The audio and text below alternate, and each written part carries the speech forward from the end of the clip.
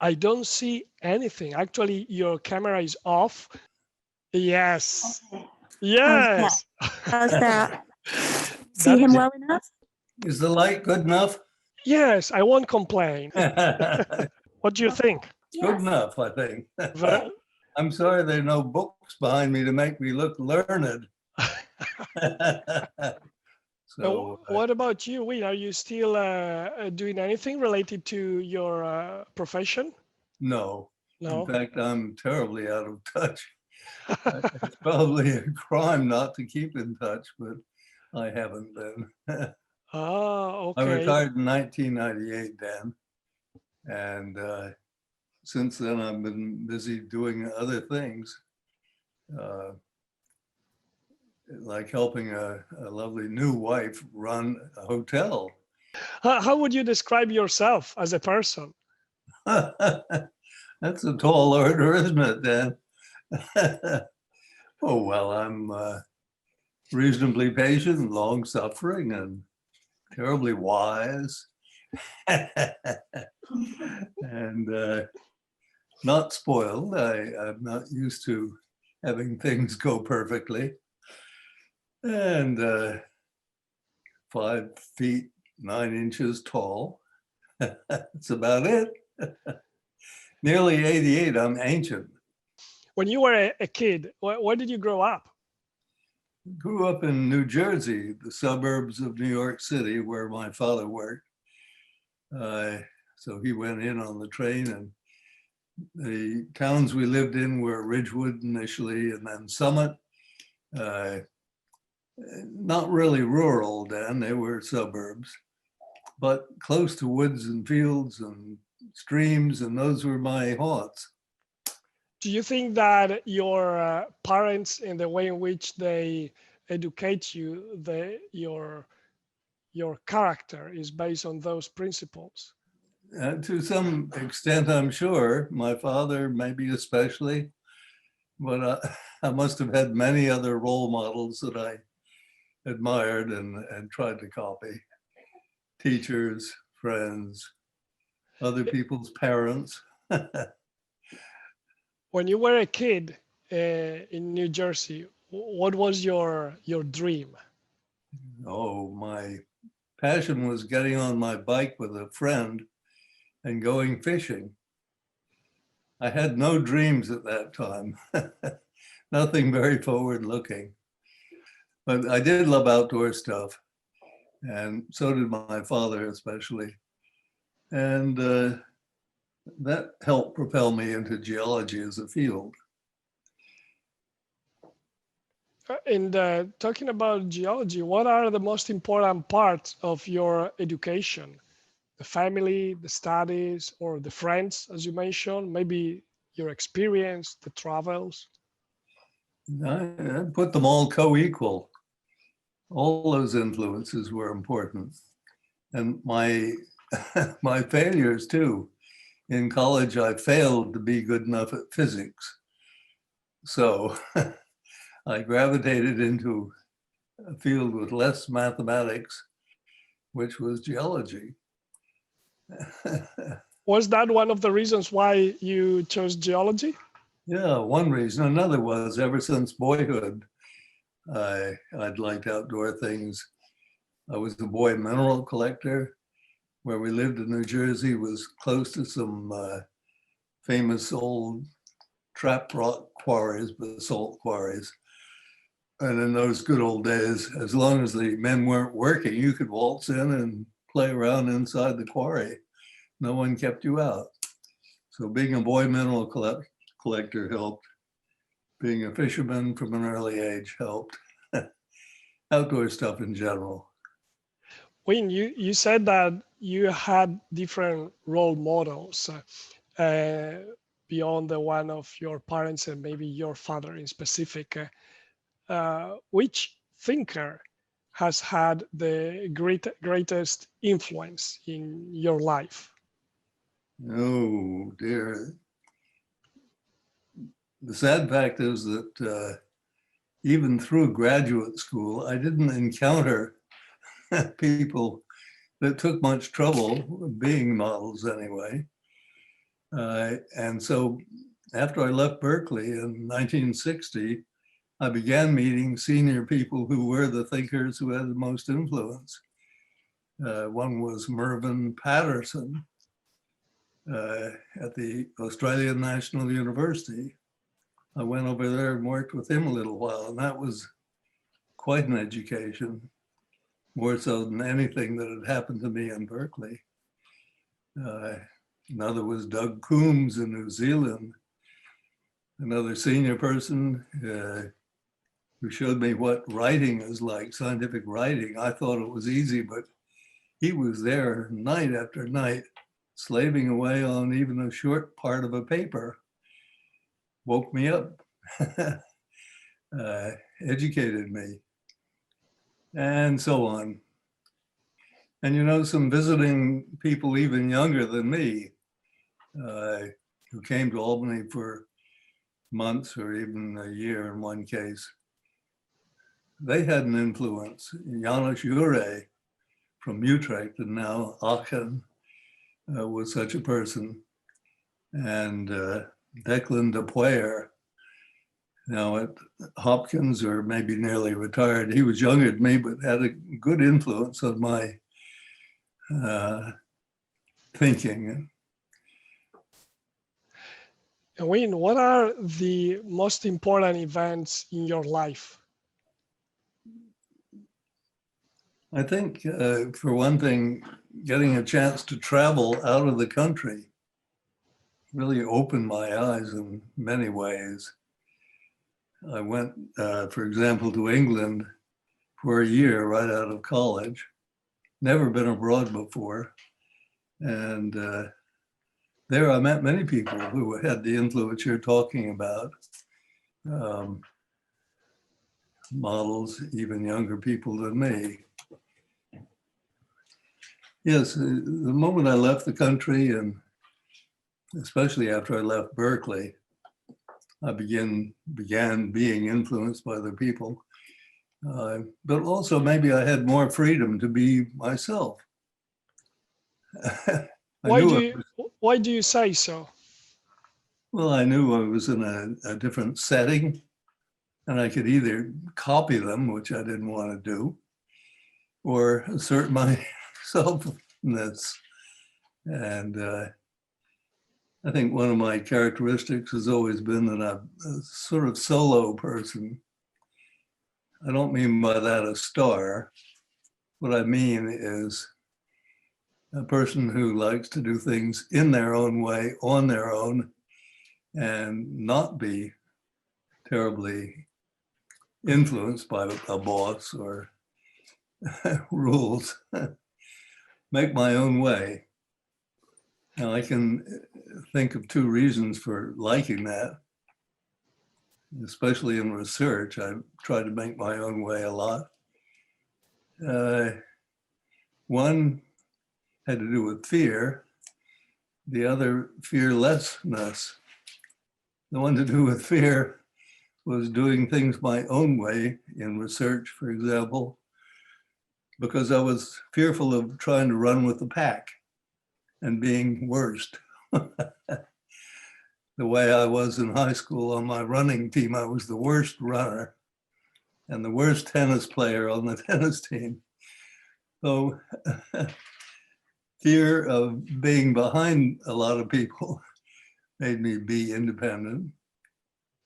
But fearless, I guess you have to be a little bit fearless to strike off away from the crowd, from the pack, and do things in your own way. And I think some of my research was like that. It was certainly not familiar work.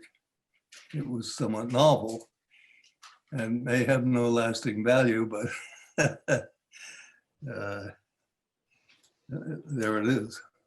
What is the typical question that you ask yourself in your life? What were your questions, your doubts? It's easy to think of that, Dan, in terms of my research life. And in that, I repeatedly tried to ask what hasn't been thought of, what questions haven't been answered in a fresh way. What can I do that's fresh? What can I do that's novel? Even if it leads nowhere, I like the idea of innovating.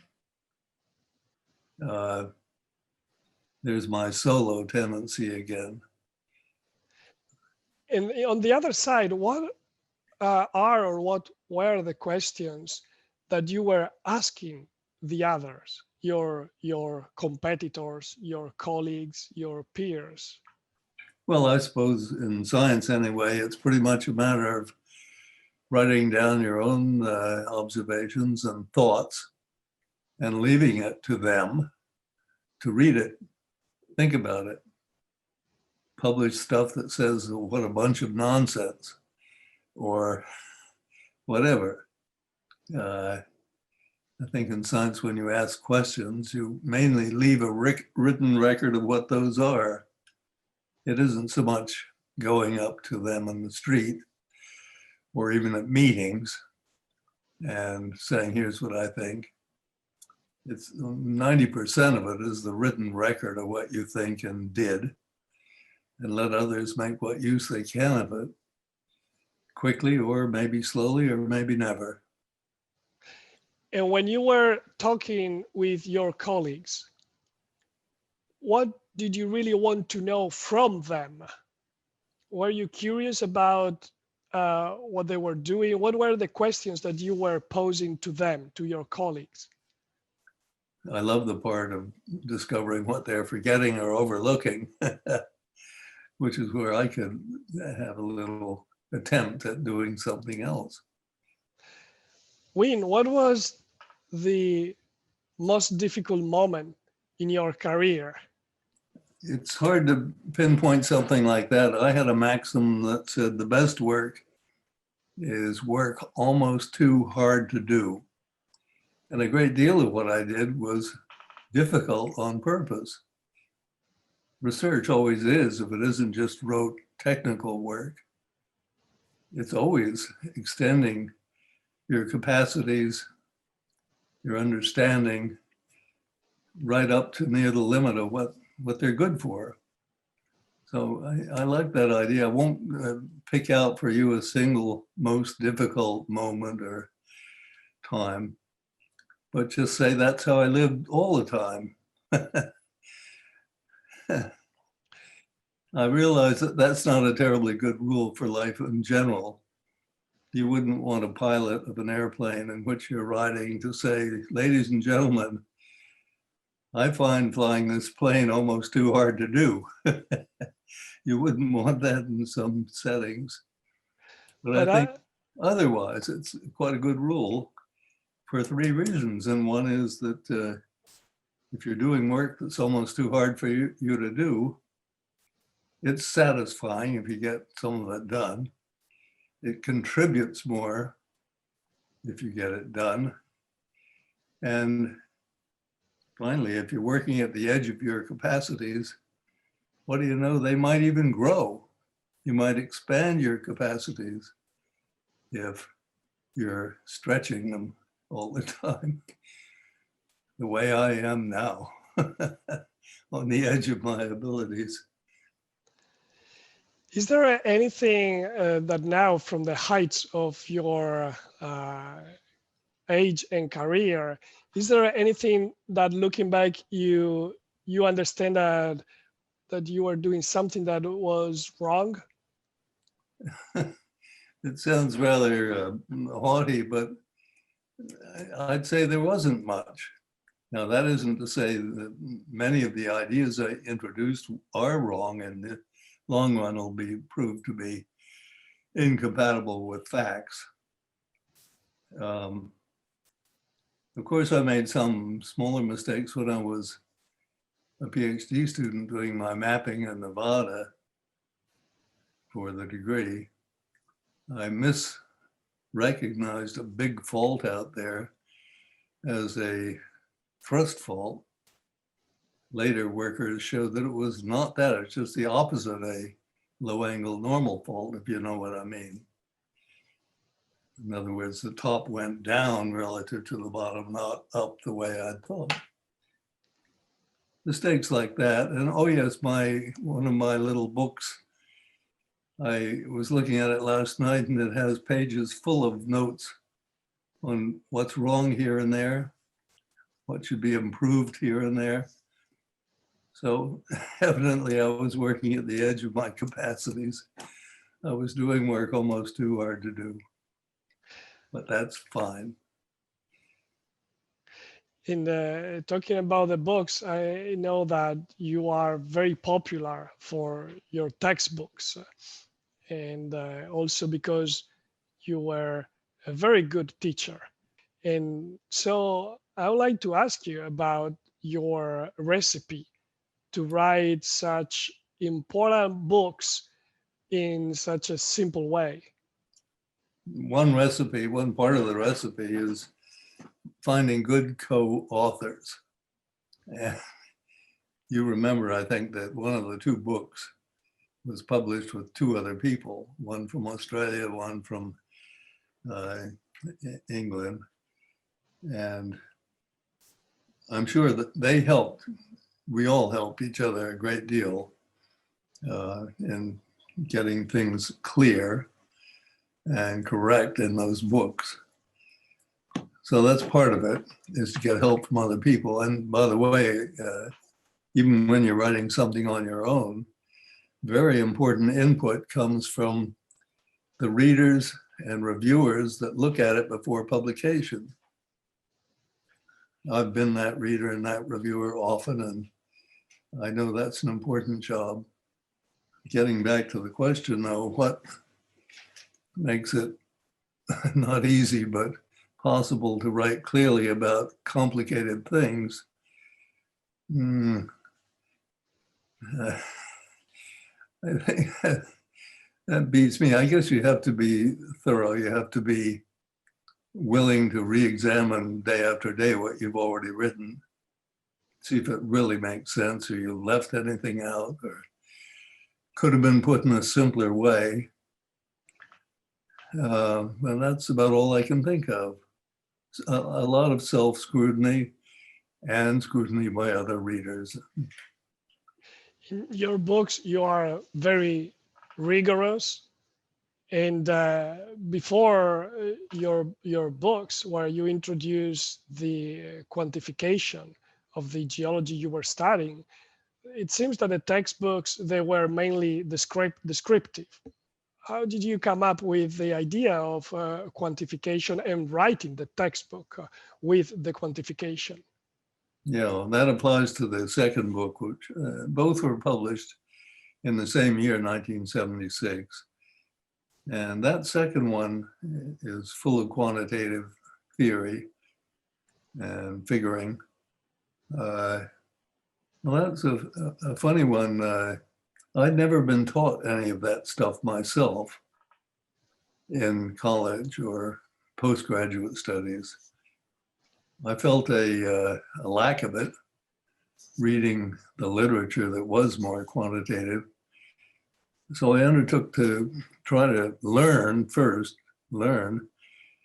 by reading and thinking the basic theories that I needed to explain to other people.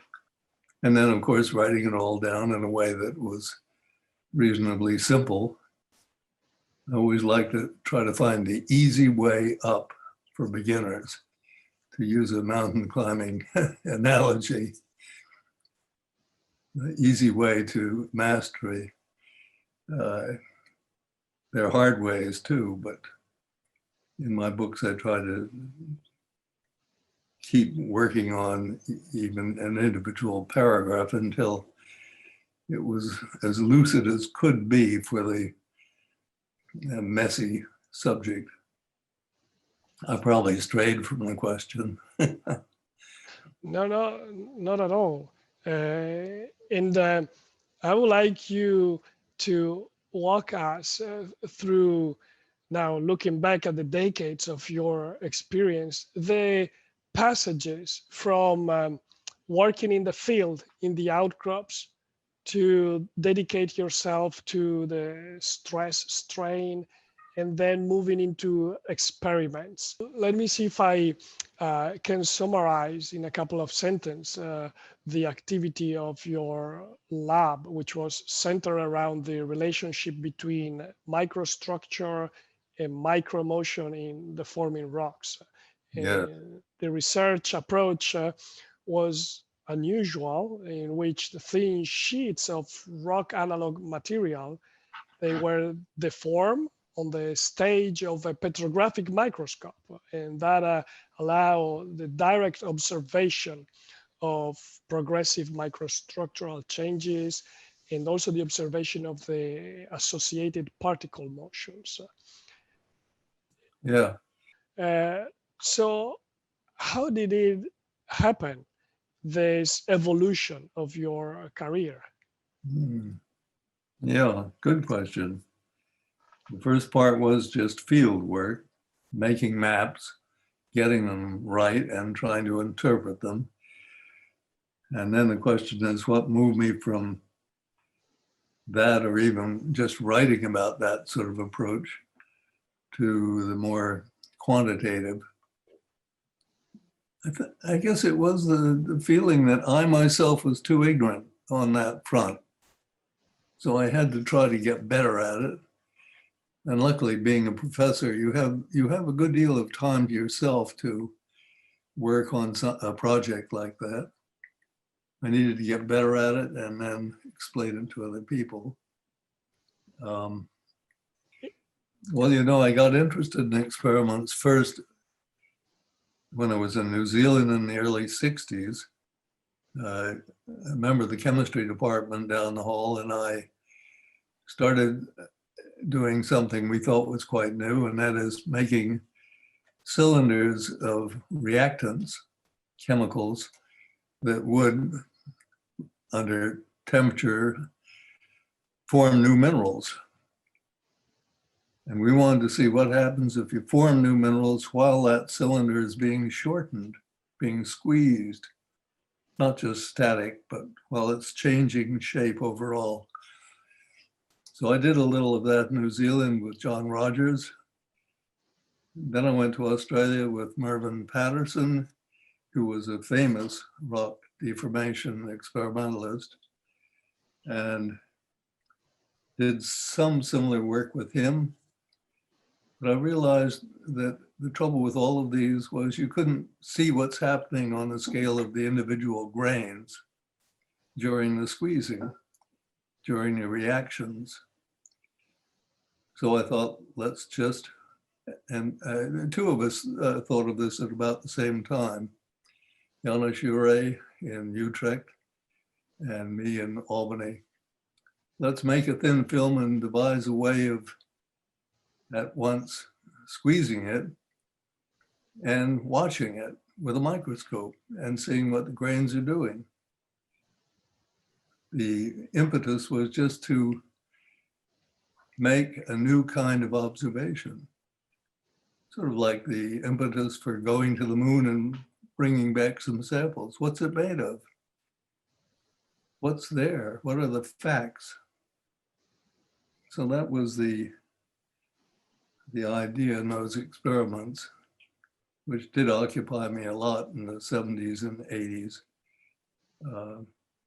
A new way of learning about microstructure. And it may end up not being much use, or maybe a lot of use even to people outside of geology, to metallurgists, to ceramicists and other people interested in how to make materials stronger, let's say. How do you make them strong? What's going on inside them that you can watch and use to engineer stronger materials? I'm being a bit optimistic about that. It may never catch on or be useful, even in those fields, but could be. What do you think is the legacy that you leave behind? An awful lot of students, all over the world who are, I hope, thinking carefully, thinking imaginatively, and not expecting too much in the way of reward. Curiosity driving people, whether they're doing field work or experiments or theory. Maybe that's my main legacy, not so much the students who were in my classes or working with me in the lab, but anyone who set their eyes on the books.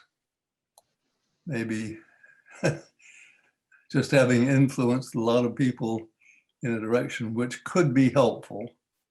I'll say no more than that, could be helpful. That, if I have a legacy, that's probably it. And what about on the other side, looking at your long career? Do you have any regrets?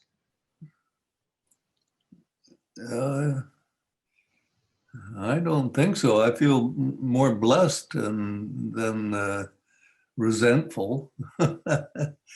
I feel, of course, there were many corners where I turned one way and you could have equally well turned another way.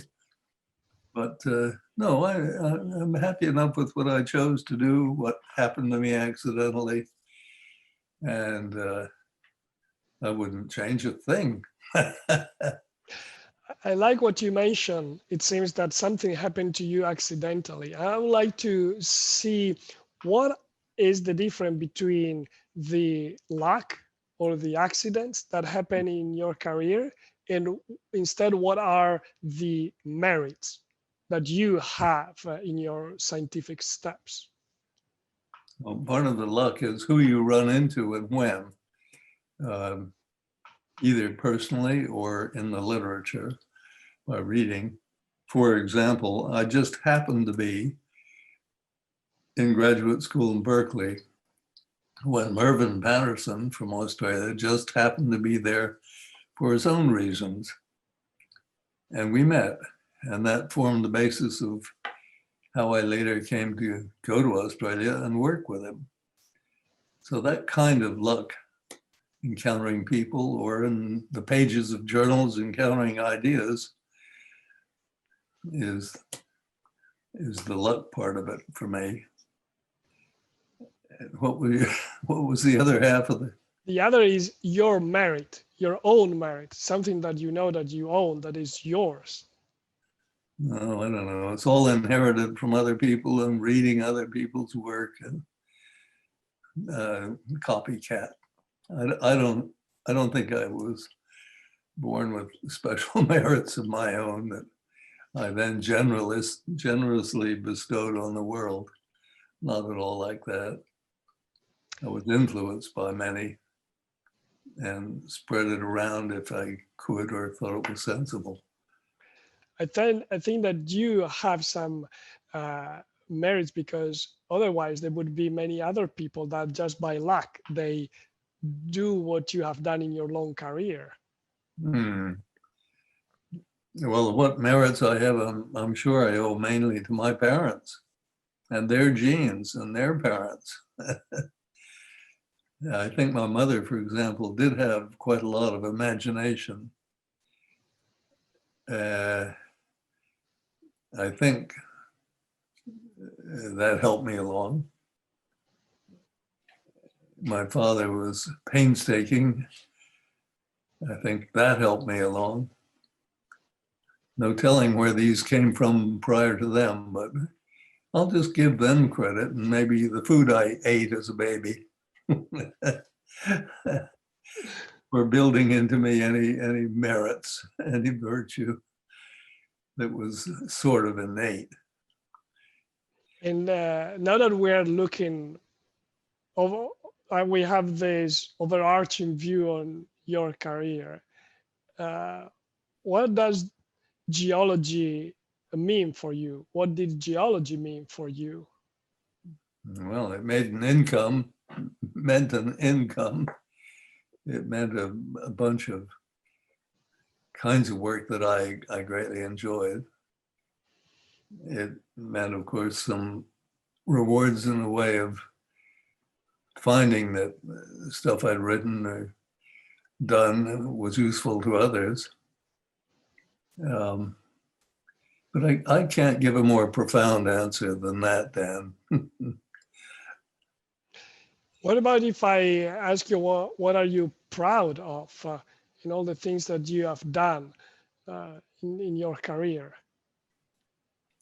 Well, I suppose the books, because the books must have influenced a great many people, for better or for worse. The main thing is to have had a microphone, to have been able to try to pass things on.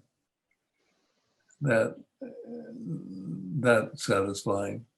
And then for a much narrower audience, my research work on the whole, if you get something past reviewers and your own personal readers, it obviously has some merit.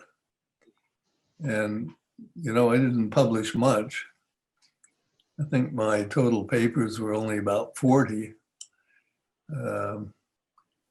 which is not a huge amount by many standards. But I think that having that stuff out there, even forever, to put it rather grandly, is, for me, a satisfying part of what I did. And geology happened to be the stage I was on.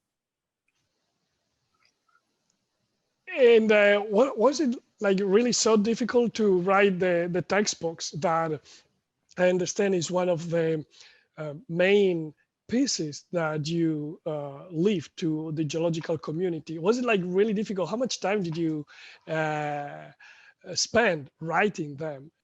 It is extremely time consuming, but I thought, to the extent that I was sacrificing research time for book writing, it was well worthwhile. Partly because of the more general audience in book writing, you can't in your research influence as wide a range of students and other professionals as you can with book writing. So I was happy to, as you say, go home at night and let work on one book or the other consume my hours. And Win, what are the conclusions that you get from the balance of your life? Oh, you ask hard questions. My conclusions are mainly thankfulness that I've been given opportunities so abundant, and I hope I've taken advantage of most of them to the good of other people. And what has been the most important thing in your life? What is the most important thing in your life? Well, I hate to say it, but I'm afraid my work dominated, and some of the people around me wouldn't agree that that was a good balance, but there I am, selfish. When I've talked with some of your students, and some of them, they told me that there is a funny anecdote about you and Kevin Bjork about telling you to stop making observations or something like that. Do you want to tell me? Yeah, I remember that episode. We were both working at Albany, of course. And he walked down the corridor. My door was open. He looked in my door. He saw me peering through a microscope. He said in his booming voice, he said, "Don't do that. Write papers." Well, of course, I was doing the sort of thing you write papers about, but he was interested in the product, not so much the process. I enjoyed the process of looking through the microscope in a figurative sense, of making observations. thinking up what kinds of observations to make. And then, of course, trying to write about it. Is there any other topic that you would like, or anecdotes that you want to share with the community? Yeah, one that I like is the story of my collaborator and hero, Bruce Hobbs. He came to Albany and he and Paul Williams and I worked together. That's when the book was started. And he knew more than we did about continuum mechanics. And he sat us down and sat Paul and Bruce Nesbitt, the student, and me down. And he gave us, every few days, he gave us a lecture building up our understanding of parts of continuum mechanics. One morning he came in and he said, "I'm afraid everything I said last time was wrong." I admired that kind of honesty, that humility in a teacher. Then he corrected it and we learned something from that. I think when you do hard work, and teaching can be as hard as any work, you can screw up, you can make mistakes, and you've got to put a light on them later and let the students know what you did wrong and correct it. I think it's very helpful to students to know that teachers are ordinary mortals just like them, subject to mistakes, and improves their attitude toward their own mistakes. And among the several important scientists that you have known, and you mentioned already quite a few, who's the one that impressed you the most? Well, I've mentioned him several times already this morning. I think Mervyn Patterson at the Australian National University, with whom I worked closely for about a year. When was it? It would have been in the early 60s, before I came to Albany. I think from Mervyn, I came directly to Albany, and I set up a lab trying to do the sort of work he did. So I'd pick him out. Poor fellow, he is recently died about a year ago. He gave me and others visiting him, there were a core of 3 or 4 overseas people all with him at the same time. I was one of those. John Christie from California, Barry Rowley, a couple of others. He influenced not just me, but many. Who instead, who were those researchers that they disappointed you? Disappointed? Yes. Oh dear. I have no answer. And it's not out of diplomacy I say that, Dan. It's I can't remember or pinpoint people whose ideas I thought were ridiculous or destructive. Maybe there weren't many. Maybe it was, actually, I think geology as a community is a pretty happy, or I shouldn't say for now, but when I was active until 20 years ago, a pretty happy community with even people with somewhat disparate views and approaches being glad to listen to each other, being glad to read each other's stuff. So luckily, I don't think there were wars going on too much. Now, in these 20 years that you haven't been active in geology, have you perceived that the geological community has changed? No, because I haven't been involved. I don't even read the journals anymore. I haven't for most of 20 years. I haven't looked at the new books that have come out. Mine, of course, are way out of date by now. So I can't characterize it. And with another story that I found was one related to SUNY, the university, New York, Yeah. when the Department of Geology was cut from the university. Can you tell us what was your role in this kind of SUNY versus Albany? Yes. Well, I retired a full 10 years before that happened, so I can tell you very little about it. I remember feeling that it isn't the end of the world when a department is eliminated, maybe for various local personal reasons, a sad thing, but the important thing for science and for teaching it is that good people find a home somewhere. One of the contributors to the decline in Albany was when our famous John Dewey left for Oxford University in England. So he found a good home, didn't he? And likewise with several other people. I don't think anyone has been left entirely high and dry by the abandonment of geology at Albany. It happens. Another thing that happens, Dan, of course, is new departments spring up here and there occasionally.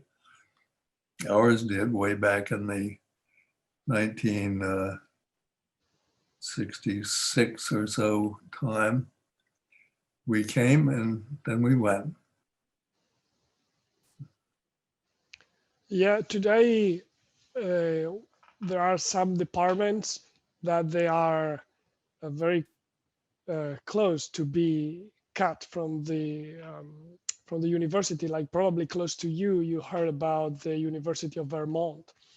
Indeed. Yes. So is there anything that you would suggest them? How should they behave? I don't know enough about the circumstances there or anywhere anymore. But I think taking it in good heart and looking for other work is the best way to behave. Yeah.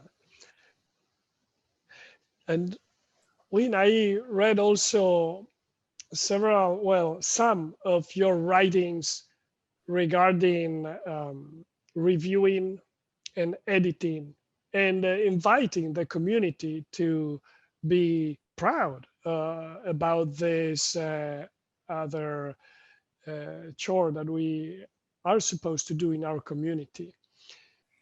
I can't remember most of them now, but I once wrote in Geology, I wrote an opinion piece about how reviewing is beneficial for the reviewer, not just for the author. And of course, one of the ways that I wrote was that when you review, you learn. I often had to go off and spend hours trying to learn something I should have learned earlier, but never knew, because the author has referred to it or used it in their paper. I want to be informed about whether I think it's being properly used or not.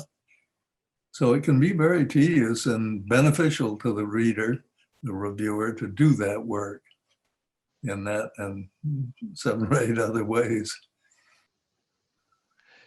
Do you have grandchildren?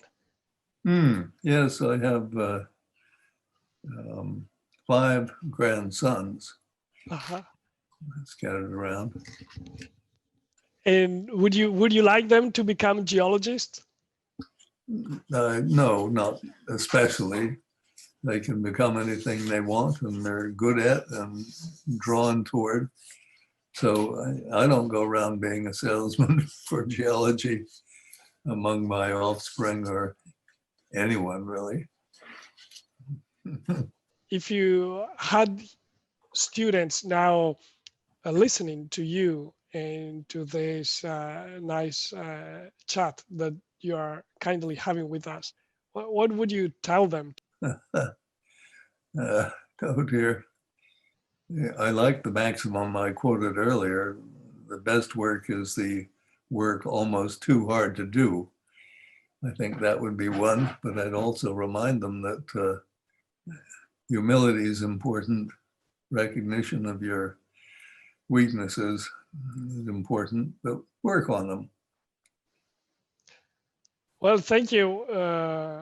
Thank you, Win. And it has been an honor for me to chat with you. I thank you for this experiment that we have done together. Thank you for your patience. I like the sound of that. And while we're thanking people, I want to thank my Tracy and my Jay here for letting me use this, and Tracy in particular persevering to get the darn system working without a hitch after a while. Yeah. Well, thank you for all the work. Yes, you're very, very welcome. You know, the reason why I do this, the reason why is because this is my way to give back to the community. I feel like I'm very fortunate that I have a privilege to have a salary, as you said, a job that I really like, to live in a city where I have all services that very few people in the world they have. But I know a lot of geologists. Many I left back in Europe. Many I met in my trips in South America, and they will never have the chance to meet people like you. And so what I do is I try to give back a little bit of the mindset that you great geologists you have. Well, thank you for the compliments. There is one thing to keep in mind, that when you talk to old duffs like me, whose best years are behind them, there's a certain amount of clutter in what you hear, a certain amount of opposite of wisdom, probably. You hope for wisdom with the hindsight of age and all that, but don't consider it's 100% wisdom or anything all that exalted or inspiring. Okay. All right, thank you. Say again, say thanks to Jay and Tracy.